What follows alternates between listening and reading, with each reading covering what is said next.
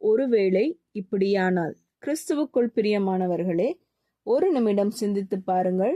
தேவன் தம்முடைய எழுதப்படுத்தப்பட்ட வார்த்தையை நமக்கு கொடுக்கவில்லை என்றால் நம் வாழ்க்கை எப்படி இருக்கும்? வானத்தை பார்த்தாலே தேவன் இருக்கிறார் என்று நாம் உணர்ந்திருப்போம்.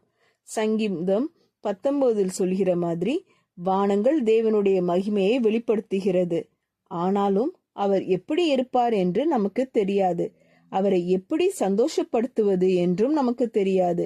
நன்மை தீமை என்ன என்பதை தெளிவாக அறியவும் முடியாது. பாவம் செய்தால் உள்ளுக்குள் ஒரு குழப்பம் அல்லது குற்ற உணர்வு வந்திருக்கும். ஆனால் அது ஏன் வருகிறது என்பதே நமக்கு புரியாது. ஒரு நிமிடம் நினைத்து பாருங்கள். தேவனுடைய வாக்கு தத்தங்களையும் அவருடைய கட்டளைகளையும் அவருடைய சித்தத்தையும் அவருடைய வழிகளையும் நாம் ஒருபோதும் கேள்விப்படாமல் இருந்திருந்தால் எப்படி இருக்கும்?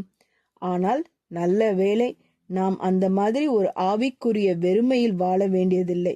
தேவன் பேசினார், தம்மை நமக்கு வெளிப்படுத்தினார், அவருடைய வார்த்தையை நமக்கு கொடுத்தார்.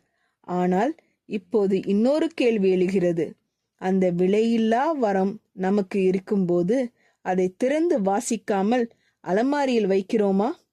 நீங்கள் சில நாட்களாகவே தேவனுடைய வார்த்தையோடு நேரம் செலவிடாமல் இருந்தால் இன்று கொஞ்ச நேரம் ஒதுக்குங்கள். ஜெபம் செய்வோம். எங்கள் அன்பின் பரமபிதாவே, உமது வார்த்தையை எங்களுக்கு கொடுத்ததற்காக உமக்கு நன்றி செலுத்துகிறோம். பல நேரங்களில் அந்த விலையில்லா பரிசை மதிக்காமல் அதை புறக்கணித்து வாழ்ந்த எங்களை மன்னியும். உமது வார்த்தை மீது எங்களுக்கு ஒரு தாகத்தை தந்து அதை அறிந்து கொள்ளும் ஆசையையும் எங்களுக்கு தாரும். ஒவ்வொரு நாளும் உம்மோடு நேரம் செலவிடும் மனதையும் உமது சித்தத்தை அறிந்து அதன்படி நடக்கவும் எங்களுக்கு கிருபை செய்யும். இயேசுவின் நாமத்தில் ஜெபிக்கிறோம் பரமபிதாவே, ஆமீன்.